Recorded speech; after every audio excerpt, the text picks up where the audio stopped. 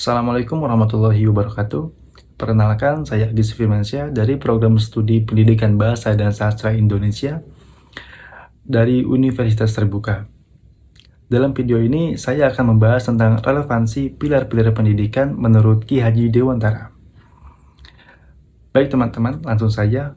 Pilar secara harfiah adalah tiang penguat sebuah bangunan. Tanpa pilar yang kokoh, bangunan akan runtuh. Begitu pula pendidikan, ia membutuhkan fondasi, nilai yang kuat agar tidak sekedar menjadi transfer informasi, melainkan untuk benar-benar membentuk manusia seutuhnya. Dalam konteks sistem pendidikan nasional, pilar bukan hanya kebijakan atau kurikulum.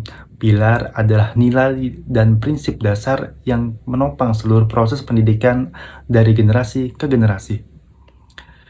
Ki Haji Dewantara merumuskan 3 prinsip yang menjadi pilar utama pendidikan di Indonesia, yaitu yang pertama, Ingarso Sung Tulodo.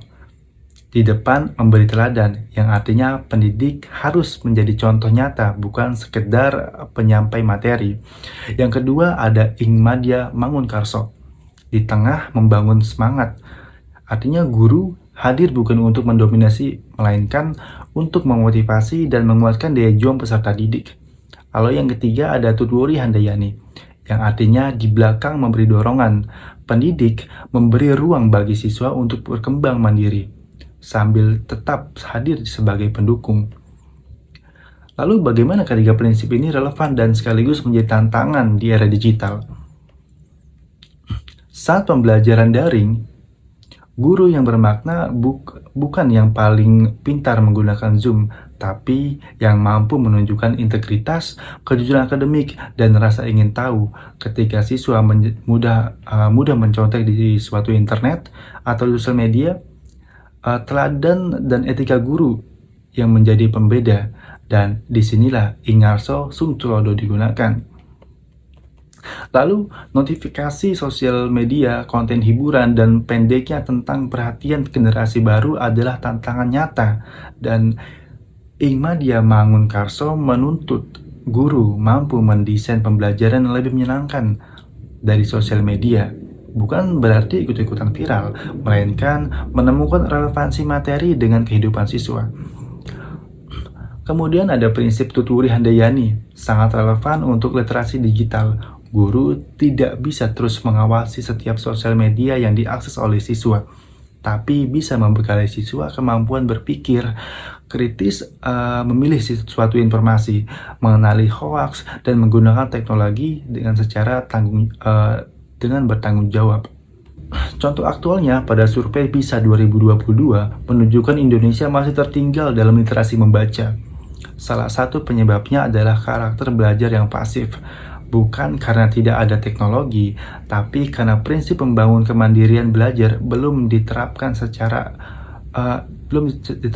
secara konsisten dengan baik. Jadi pilar-pilar Ki Haji Dewantara bukan sekedar artefak masa lalu, justru di era digital ini relevansinya semakin kuat. Ketika teknologi menawarkan efisiensi, pilar-pilar ini mengingatkan kita bahwa pendidikan bukan soal efisiensi, tapi soal pembentukan manusia. Guru yang baik bukan yang digantikan algoritmanya, tapi yang tidak bisa digantikan karena ia memberi teladan, membangun semangat, dan mendorong kemandirian.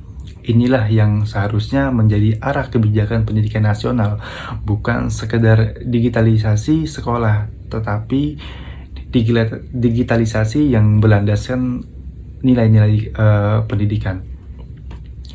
Jadi intinya, pilar pendidikan bukan hanya teori lama yang perlu dihafal, ia adalah kompas yang memandu kita, para pendidik dan calon pendidik untuk tetap berpijak pada nilai kemanusiaan, bahkan di tengah disrupsi ke teknologi sekalipun.